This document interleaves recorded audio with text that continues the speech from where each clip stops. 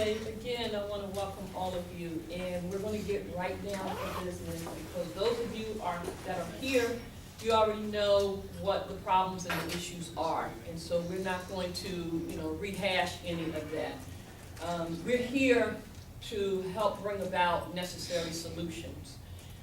That is our mission. That is our purpose. So at times we will kind of revisit some of the key things. But for the most part, our mission and purpose is to bring about the kind of difference that is going to not only be substantial, but that can be sustainable. So we've all, in our lifetimes, have seen many changes, but a lot of times those changes don't last. And so what we have to be about today is producing change that will not only make the difference that we want and do the justice that has to be done, but also to make certain that that can be maintained.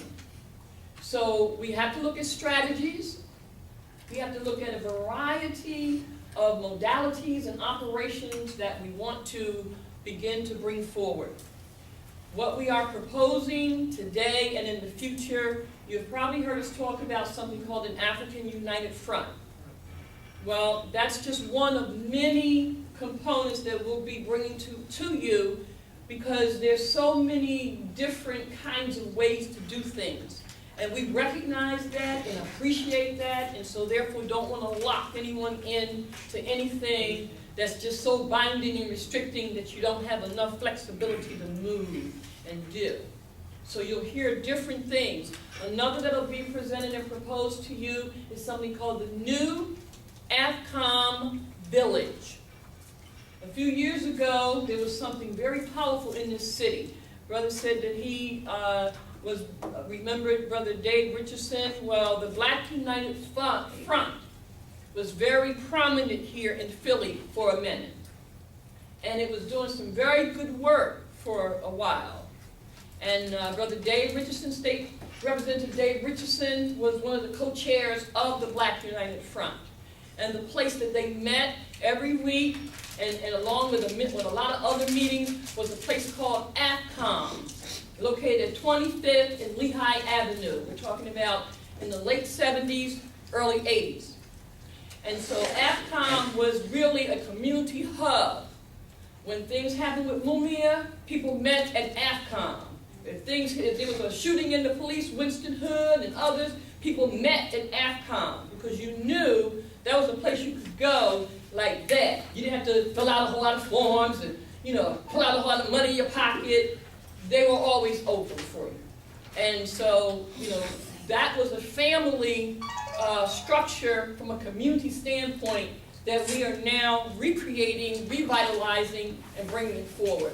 Hence, we call it New AFCOM Village. The reason why we are connecting some of these words now, AFCOM really represents African community, AFCOM. But we transformed it into village because as African people, people of African descent, melanated people, our concepts have to be looked at and embraced a little more than what we have done, obviously. And we think by doing so, we will be able to create the dynamics that we need to have. If we function as a village, then what we're looking for is three things in this dialogue as well as from these politicians. Accountability, transparency, and productivity. These are three major things that must be accomplished. Transparency, accountability, and productivity. As a community, if we can't obtain that, we're wasting our time. And we're not going to do that. So these are some of the things that we will be discussing as we bring some of these organizations, groups, etc. together. This process is a lengthy one, meaning if anyone's thinking about, and I know you all aren't, but as things go on, you talk with people, if they're looking for overnight solutions, then, don't even waste your time with that. This is a long, hard road that we're talking about. Now, getting right to the issue, gentrification. What can we say? Just take a good look throughout the city, and it's going to get worse. So right now, we are organizing so that we are ready really for next year. We want to start now to put people on notice that we're paying attention, we're going to do the ample research, and we are going to implement some direct action, which we'll go into shortly.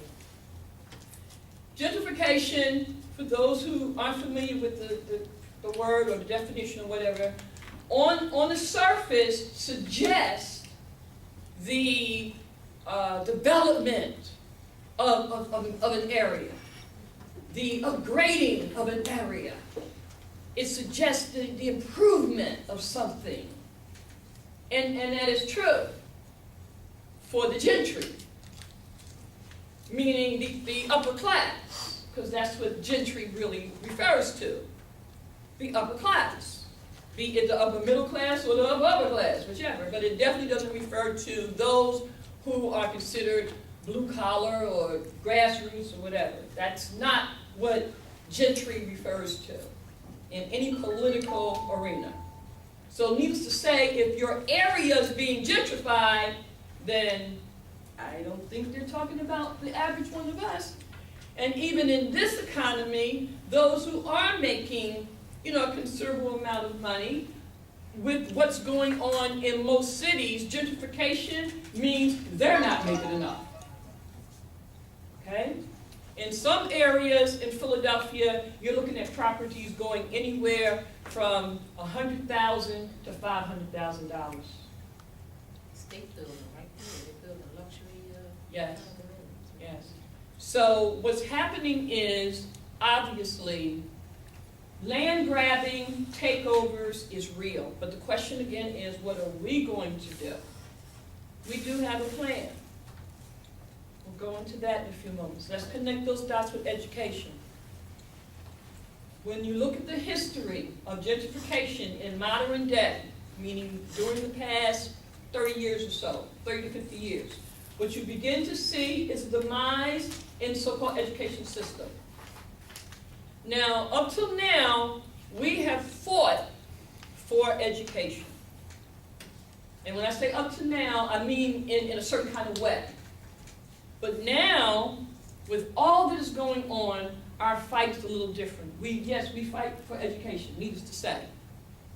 And we will have to support what presently is in place for those who are trying to do that. But the bigger picture has to be our own. That's just the bottom line. That doesn't mean there should not be public education for those who wish to have it. But for those who understand the reality, that needs to also be not only taken into consideration, but it needs to become a demand. Why? The question to you all. Is it logical?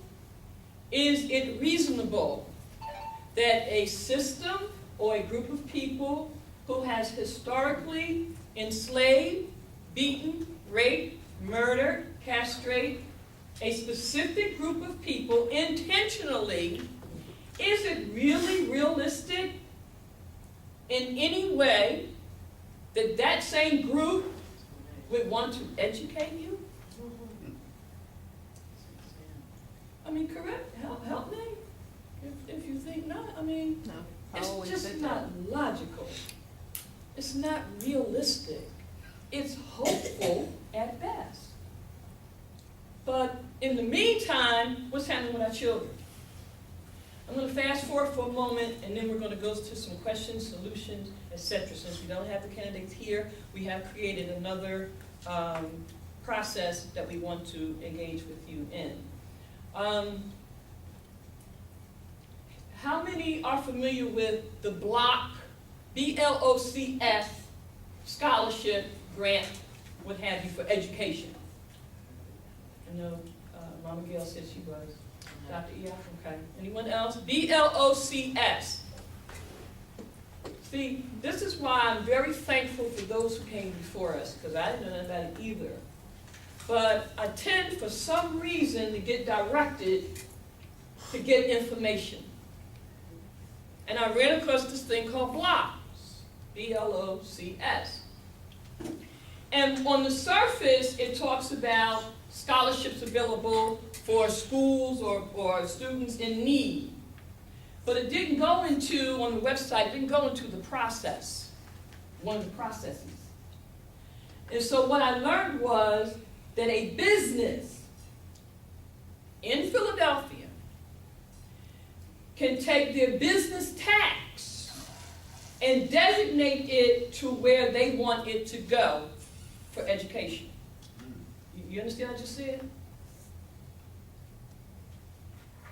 A business can register with the state of Pennsylvania, and because they get taxed for their business, they can designate where they want those dollars to go to a specific school. Now, what does that mean? Because one of the questions that we wanted to raise earlier, but you know, we want to ask the politicians, was how could our tax dollars be utilized in a way that goes directly to benefit the schools that we want to have? This was one of the questions we wanted to raise them. This is why we wanted to do it with the state representatives, because that's a state question. And so we didn't know the answer. Well, yesterday I got the answer without them coming. If businesses can allocate where their tax dollars go for education, why can't y'all work at ours? Makes a lot of sense. Why can't ours? So we're raising some issues and questions here that at least I have not heard put on the table like this. That at some point we are organized enough to be able to present that on the floor or whatever the process. That was the other question we want to ask them. What's the process for A, B, and C? So that we will know specifically. Because we want our own schools. We're not asking, we're not begging. We have rights. And it's not just state and civil rights. We have human rights. And under the Genocide Acts and laws, when a group of people has in fact had genocide inflicted upon them, and I dare say we have, then they have rights to have their own education, their own whatever. So these are some of the documents and the information that we've been sharing with you, because they're very specific. And some of this stuff has already been laid down for us. Again, when we went to the session today, Mama Gill talked about Queen Mother Moore, excuse me, who was in the UN in the early 1950s and fought for reparations her entire life, her entire conscious life. And that was very early, because she was a Garveyite, literally. So the notion of reparations and what we now call reparatory justice, we now have a language that we can present. Preparatory justice.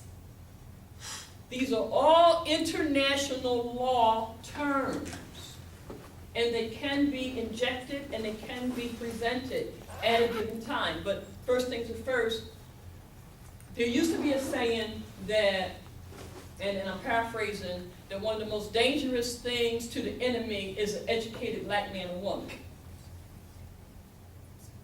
Okay? I dare say one of the most dangerous things for the enemy is an organized black man or woman. To be organized. Because that's where this has kind of gone in a different direction. Education has not done it, as we all know. It has helped some, but overall, that hasn't done it. And it won't and can't. Lastly, we're going to open up the floor. I'm trying to find the name of this book. and I wrote it down, but I can't find it. And I want you all to please make sure I get your email address. If you don't find it, I'll help you find it and also send some excerpts or whatever. But I believe it's called The White Architects of Black Education. Brother Shamari, are you familiar with it? Yeah. Okay, then Brother Shamari will elaborate shortly. My point being, what we call education is absolutely not what you think, not what we think, not what we thought. And we need to call a spade a spade. Historically or traditionally, education meant whatever, but even when you go look at that closer, look at the definition. It says clearly to help promote, create, or whatever, a culture, a position, a concept, or whatever. The continuation of it. So essentially, the education that we've been getting is the continuation of someone else's reality. Now, that's not what education was supposed to be, but we know that what things are supposed to be and what they actually are two different things. So we began to, again, take other words and interchange them. I was on Brother Shamari's radio program the other day, and while we said the word education, we coupled it with edification. So that people understand that we understand what we're talking about. When one is edified, you are not only dealing with the basic fundamentals of so-called academics, you're dealing with the embetterment of the person. That's edification. You're attempting to enrich and enhance the person. That's edification. That's not what this system in education does. It's not designed to do that. Lastly, when I was in school, I did venture briefly into early childhood and elementary ed. And at the time, my children was 3 and 4 years old. And I used to take them to school with me. Because, that's how life is sometimes. You have to do what you got to do. And I used to take my children to school with me. And my instructors were, okay enough with that, because my children were, they were cool, like this young man. And they would sit in the back of the class and do their work. And so I had a European instructor, because I was going for certification in early childhood and elementary ed, and I just could not get it. It was just, I couldn't, it was throwing me off. So I went to my faculty advisor, and I said, this is crazy. I just can't do this. She said, well, what's the problem? I said, well, first of all, let me show you something. So I had my 2 sons. And both my sons were, I don't remember if one was reading yet, but I know the other one was. And the other one, if you spelled a word to him and you said it clearly, just spell it, he could tell you what it was. And I showed my instructor that. And she said, you don't need to be here. I said, you don't need to be here. And she was right, so I left. And since then have been formulating other educational kinds of formats for our children. But the point that I'm making is this. This system even trains teachers, okay, to continue the indoctrination process. The training that they've received. So while we talk about how bad the schools are and this and that or whatever, the reality is how they are instructed to teach is even degrading for us as a people. So these are some of the dynamics that's not being raised, and as far as I'm concerned, we could beat our heads up against the wall forever and ever trying to correct some of this stuff. But I think, again, that our ancestors would not want us to try to correct this. I really do. I believe that wholeheartedly. This is not for us to correct. We need to go on with the business of what we need to do. Okay? With that said, Next Saturday is the anniversary of the Million Woman March. With that said, we are ready to present our action plan, and we will be at 52nd and Lancaster Avenue with a tent. And that tent will be providing services for women in particular in the area who want to get information about health, but also literacy and so forth. But here's the key thing, that's a vacant lot. Because that's part of our strategy, to start setting up education, health, and other things on these lots. It's called public usage, community usage. So we want to show people that we have the right to be on these plots of lands. We don't call them lots. That's a governmental bureaucracy thing. These are plots of land. And so we want to show a presence on these lands. The reason why we selected 52nd and Lancaster is because we want the building behind it. We want the building behind it. It's been vacant for, what, Mama Gail, roughly 10 years or so? You know what I'm talking about, Brother Shamar? 52nd and Lancaster. There's an old library building. Right. Okay?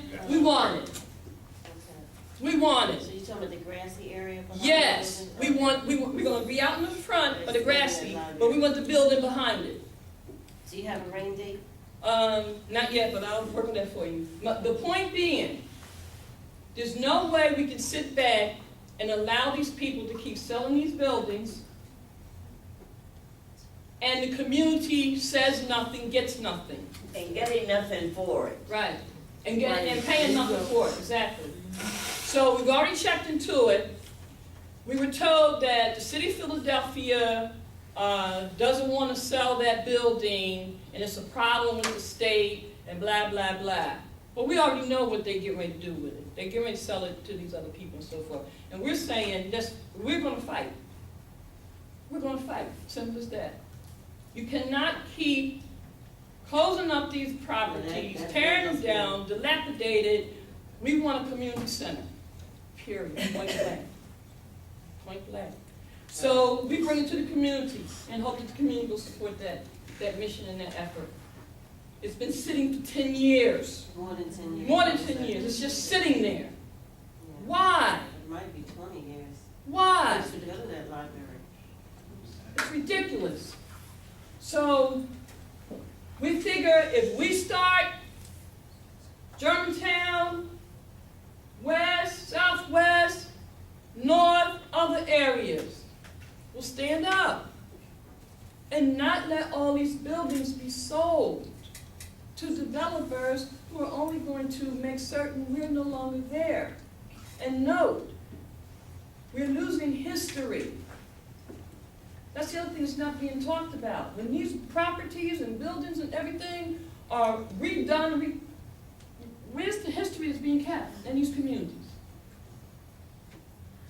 How many people know what happened on Cecil B. Moore Avenue with the Black Panthers? I mean, if you heard about it or knew somebody that knew about it, but other than that, you don't know about that. And so many other kinds of things. So it behooves us to now fight back. So with that said, we're going to move on. We're going to go to our panel, well, our presenters for the day, and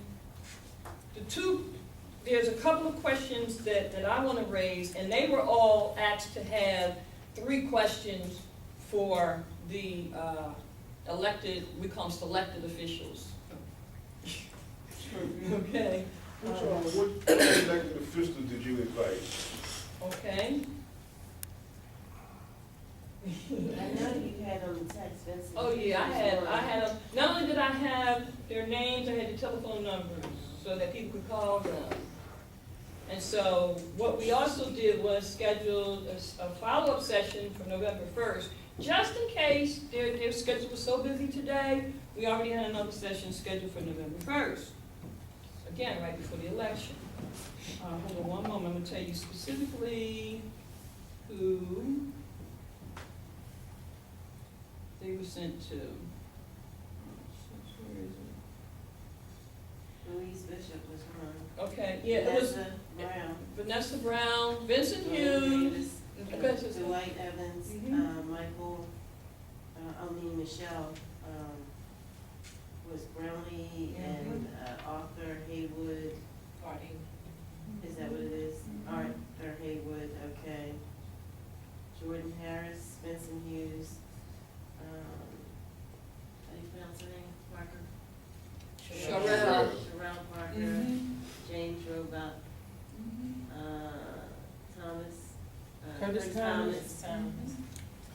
Gates, Ronald G. Waters, Ronald Anthony Waters. Hardy Williams. Cindy Bass. When Those is are the this ones. gonna be? November Yes. 1st will be the next one. They will get a letter on Monday to let them know. Now, again, And that one showed up or representative from Right. the office. right, and that's what we said, if you can't come, send a representative, because these people have budgets. So they have chief of staff, they have communication people, so if they could not come, that's okay. They could have sent someone. But the point being is because, you know, we're not shopkeepers, and what I mean by that is, we're not holding cards, we're not, you know, the people in the community who is getting all the money and the backing. Now, some of us in here that I know could have had a lot of money. Or if not a lot of money, could have been okay. And intentionally denied it. See, and so that kind of stuff doesn't wash well with the so-called powers that be. So their way to attempt to isolate or not have people to engage is to not respond. And that has worked in the past. But here's why it's not gonna work now, because some of us are getting ready to go into the hood. That's the difference. We're ready to go into our community, be it door to door, be it car to car, to advise and educate the community. We're not depending on the radio, we're not depending on the TV, we're not depending on the newspaper. Okay? So what we're saying is this is how committed we are to making certain this thing changes. And we know that once the people see other people out in the street, serious about these issues, it is going to create a different dimension and dynamic. So again, I'm going to go to Brother Shamari, Dr. Ajwa, and Mama Gail. Each one of you, I want to pose 2 questions. Excuse First- me, may I ask Yes, ma'am. when this, before I forget, Yes, when this meeting is gonna be November the 1st? Yes, November the 1st. Where? And if you look on this sheet at the Oh, bottom. it's on here. Oh, Mhm. okay, Look on the bottom. okay, thank It you, says dear. the Redeemer Yeah. Baptist Church Oh, okay, at 24th and Dickerson, it's here, all right, thank you. okay? Uh-huh. The question that we want to raise to our presenters for today is, what is it that you would suggest we do in addressing this issue of gentrification? And the same question in regards to what are your suggestions that we do or begin to do or think about doing as it pertains to this issue of education of our children, of our people. I can, if you don't mind, I can tell you one of the concerns that I have, and that's that in our community, we have sisters and brothers, elders who are trying to hold on to their property, and we have new folks coming in who are paying $300,000, $500,000, $800,000 upwards, and don't have to pay taxes for 10 years. You know, they, You're 10 paying. years. And so what I would pose to politicians is, how can that change? What can the community do to push for a change in that policy? That's what I wanna know, because when you talk about a $2 cigarette tax, to fund schools, I have some issues with that when folks are coming here that have money and don't have to pay taxes, which the school, you own property, that school tax goes to education. Okay, so what you're suggesting as one of the things that we can begin to do is to raise the issue of the question with the politicians, particularly state rep and senators? I say city as well. Okay, I say city as well. okay. All right, so with the so-called elected officials, all right, so, okay, got that.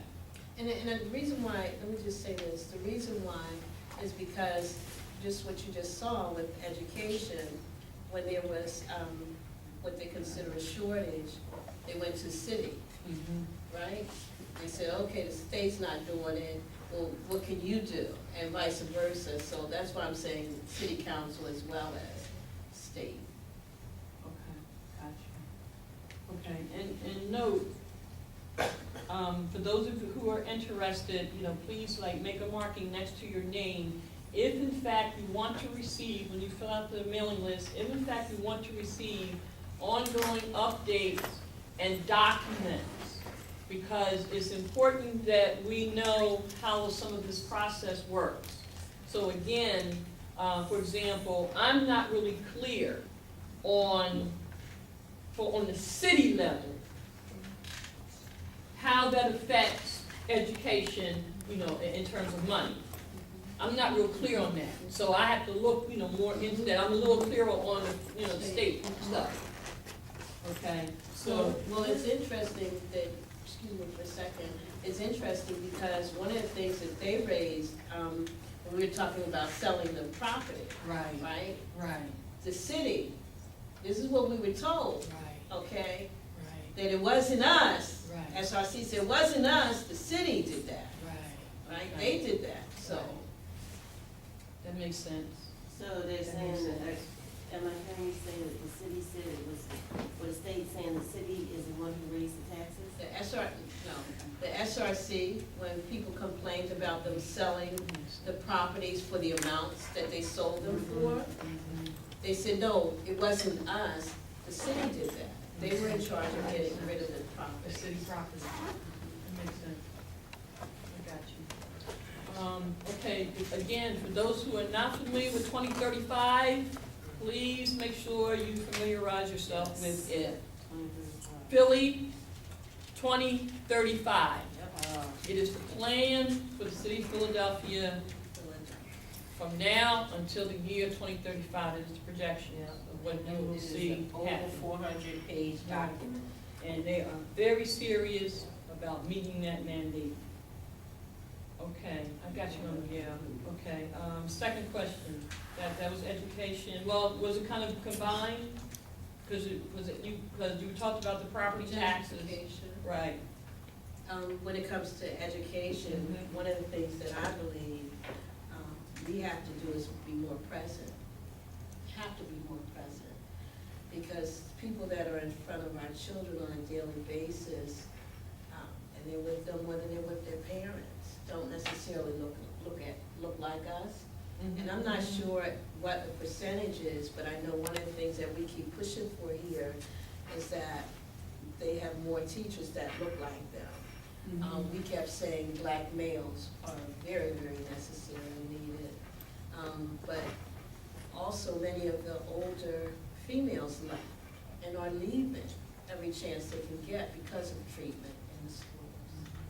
So, one of the things that I really, one, we need to be present, but the other thing, and in present I'm saying, go into the schools, whether you have children in there or not. Every school in the city of Philadelphia is supposed to have a school advisory council. Every school, it's been mandated. And every SAC is what they're called, is supposed to have community representatives on it. So whether you have a child in the school or not, you can be on a SAC. If you're in a community group or whatever, there's a certain number that they'll tell you they have to have, but everybody here, whether you have children or not, can be a SAC member. So I say presence. We need our children to know that what people have told them is attainable, so they need to see people that look like them doing things.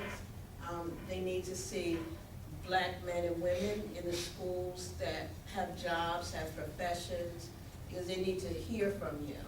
Some of these, and I'm saying some, but many of our children, whether you all know it or not, are in these schools, but many of them are homeless. Many of them are homeless. And so the connection between us and them has been really widened. So that's what I say. We need to be more present. And SRC meetings, every SRC meeting, I've said this over and over, should be filled with us.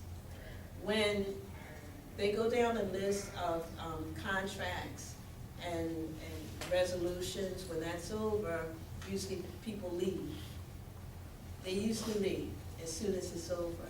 And most of those people are not us, so it's like a handful of people that look like us afterwards. We should be there every month. If we can't be there, we should have others there sitting in our stead, because I just believe that when people, we're affected by every decision they make, one way or another. And so when people are in their face, whether you take 3 minutes, because everybody can take 3 minutes to speak. Everybody has a right to speak for 3 minutes. So whether you speak or not, I believe you should be present. Because when they're looking in your face, and you're staying from the time it starts to the time it begins, even if you come in late and stay until it's over, it does something when they see the people that are most affected by their decisions. Yes, brother. I agree with what you say wholeheartedly. I'm gonna tell you why. I met a teacher. I was over at the market about 6 months ago, and he was saying how a lot of the teachers are told what they can teach and how to teach. He said you can't. He said certain things you can't do, they get rid of you. And I said, oh yeah. And he was telling me how the kids do different things and they allow it. You know, the sending smut pictures around on their phones and stuff. And he was saying, he was deep, man. He said he had to take his son out of school and try to work to put him in a private school. He said because he couldn't stop it. And if he said too much, he'd lose his job. So I understand, but you gotta have the presence to make them see that yes, there's people like us doing this or educating or trying to do the right thing, so they don't get the image of the Caucasian, you know. See, and if I may just respond to what Monica is saying again, because I have to continuously stress this point. While I agree and support doing that, if we're not putting equal and actually more time into development of our own, because see, the reality is this, that's a broken wheel. We know it's a broken wheel. And we gotta deal with it, there's no question. But the missing part to that is the development of our own. And before you say something, let me just say this. Let me hang on for a second. Because and both things can happen at the same time, because we've done that. It can happen at the exact same time. While we're doing that, there can be the group setting up, because guess what? When you're doing that over there, guess what? And they see them over there, they'll want to come over to where you are. Because right now, there's nothing. That's what we're saying, that the emphasis has been on do this, do this, do this, do this, for the school that as it presently exists. The emphasis has not been placed on us having our own, but that's what we're saying presently, to simultaneously deal with the issue at hand, but be very vigilant, be very serious about our own, because that sends a message too. And people who can't educate their own children, nobody respects that. That's right. No one respects that. You go outside of the U.S. and tell somebody you're from America, they're almost ready to laugh at you. Because on the worldwide view scope, we don't even educate our own children. That's a basic fundamental. That's true. So I think that, to answer the question, from my perspective, and because I think that this is a serious issue that we're very ahistorical about. We have to understand, number one, that our quest for inclusion into this system is relatively new. It's not historically what our quest has been as Black people, African descendant people, even here. We have to understand that that's been imposed on us. Just like inclusion, and I don't care whether we're talking about voting, education. This is not, when you talk, it always amazes me how we lift up the name of people like Marcus Garvey and Honorable Elijah Muhammad, Malcolm X, and then we do the exact opposite of what they stood for in their name. And we just have to stop that because it's sowing seeds of confusion. Part two, and I asked this and people haven't gotten this pivot yet. I don't care whether I'm teaching, on the radio, whatever the case may be. We have to stop saying it's broken. This system vis-a-vis us is not broken. Their education system is not broken. None of it's broken. It's doing exactly what it was designed to do. And it is to make sure that we are mentally, culturally, physically handicapped vis-a-vis our competitors, i.e. the European. It's not broken. So it's not going to be fixed. Because it ain't broke. And until we get that, we will continue to make wrong tactical and strategical decisions. Because we're going to keep figuring out how I can keep pushing more of my children into this thing that is designed by nature to destroy them. And until we get clarity on that, everything we talk about, even when we win, we will lose. It is not, America is not broken. It is designed to exact inequality on the people who are not white, who are on the people who are not signatories to the racial contract here, which are white men. And everybody else is designed to suffer. And I don't care whether you engage them in their education system, their political process, their media, their religions, whatever. It is designed to make you diminished and less than, and non-competitive. It's designed to break you. And until you get that, all this other stuff we're talking about, because we keep asking for inclusion into systems designed to destroy us. That is not what our ancestors fought for. I don't give a damn what anybody says about we fought for the right to vote. That's a fucking lie. And we got to get to the point to understand that, because until we understand that, we're going to continue to die. And I'm tired of saying let's die. We're the ones who say we're on the vanguard and the front line. We got to get smarter. We have to get smarter. I understand your passion. It's a little bit more than passion. No. It's Well, a let level me- of urgency. It is, but I'm Seeing just brothers, saying hold up, respect, just but I'm just- just saying just respect for the elder. And I'm going to do that. That was a Okay, mistake, and I that's want to all. apologize That's for all I'm that. saying. But I do want to say it's more than That's all. passion. I That's want us what I to, meant. the same vigor that people correct my language with, I want us correcting the reality with. That's all I ask for. So I apologize to the elder for that. But I'm also saying that one of the things that interests me is that we get mad about how people speak less than we get mad about how we're living. And I do apologize, and I apologize to my son. But at the same time, I know that that's what I felt. So it wasn't for strategic effect. The death we walk by on a day-to-day basis, we have to get smarter as a people, because the reality is, we're talking about gentrification and where we get to live. We might not be here, period. Exactly. It's more than about what schools we're going to go to. We don't understand this Ebola crisis and what's being laid out in the name of public health for Black people. We might not be here, period, in the next 10 to 20 years if we don't figure this thing out right. Totally. That's where my passion comes from. And we done seen that in history, that they done wiped out nations of people, and still wiping out nations of people. And celebrate the wiping out. See, that's Oh, what yes. we're in the Yes. we're in We the don't season see where they celebrate the They're wiping out. not going to wipe us out. I agree. And the last shall be first. They're not going to do it. All right. They That's will the try stand we it, have to take. but they're not going to do it. I agree. Okay, Brother Mike, that was your excellent response, thank you very much Yes, to it the was question. excellent. I think we hit on both of them quite well. I'm gonna go to Dr. Sister Adjua. And before we do, I just want to again say that these sessions are designed to do several things at one time because it's a multifaceted thing that we're dealing with. And one of the reasons why we knew that gentrification and education was in fact two topics that, you know, most people identify with that.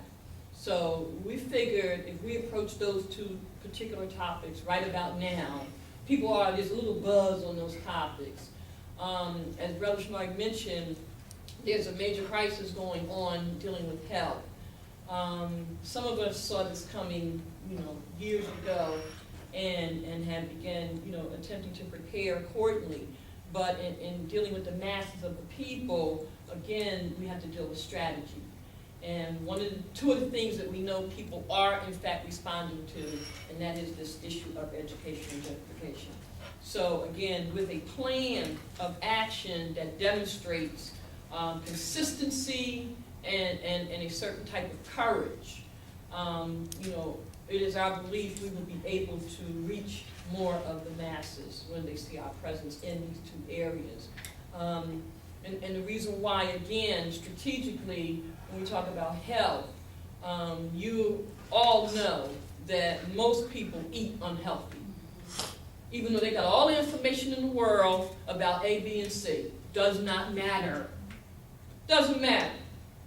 So I have enough sense to know that I'm not going to talk to people straight up too much about some health issues, because I already know you won't even stop drinking a Pepsi. See? So I got to deal with you where I know you kind of want to talk to me at.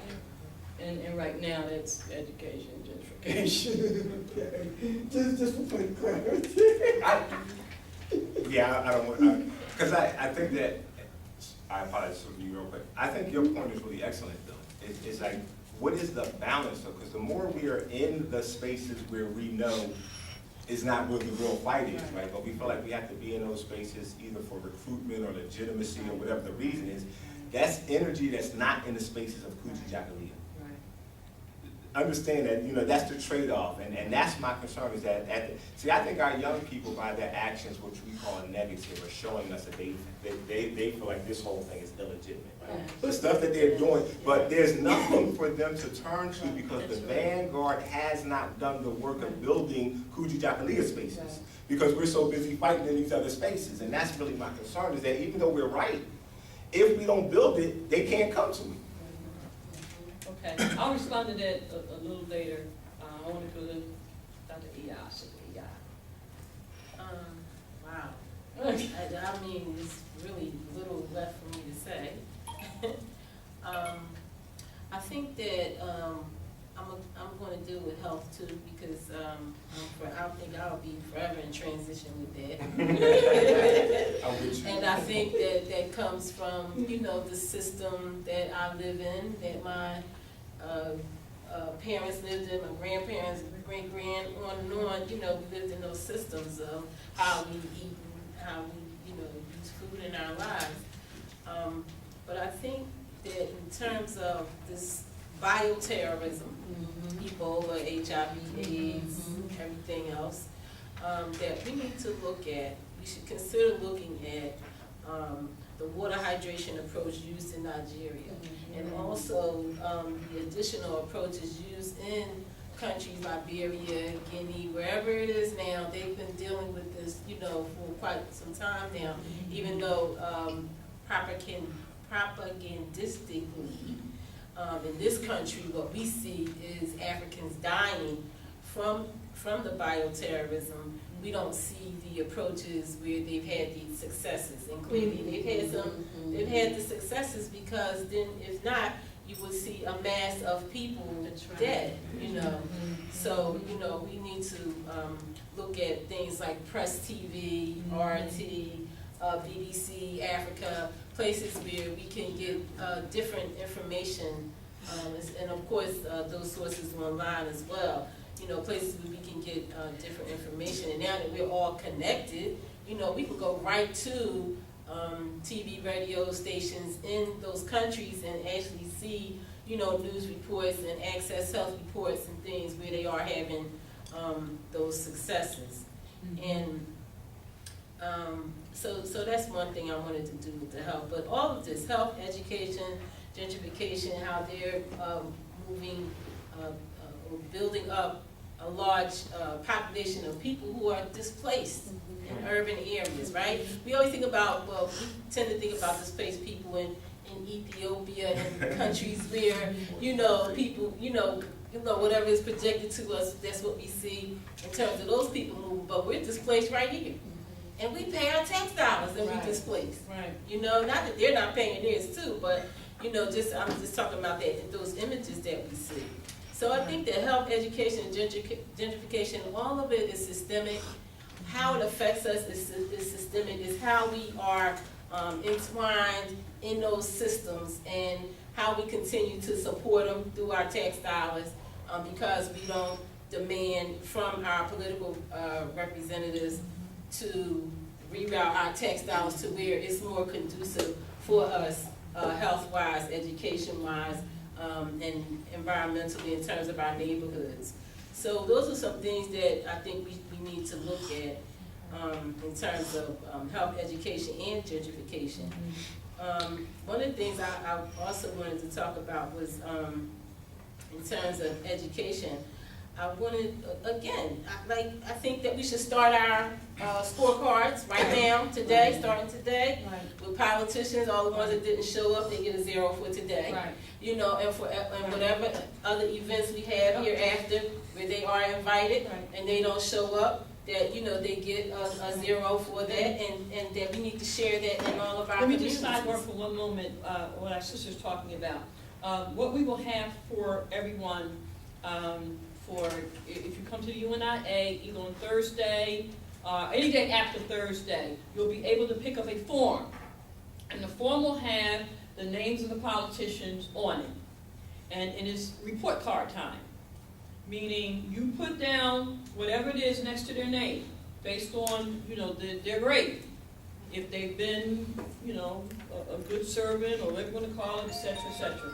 So essentially, between now and November 4th, the community will have the availability of giving a score on their performance.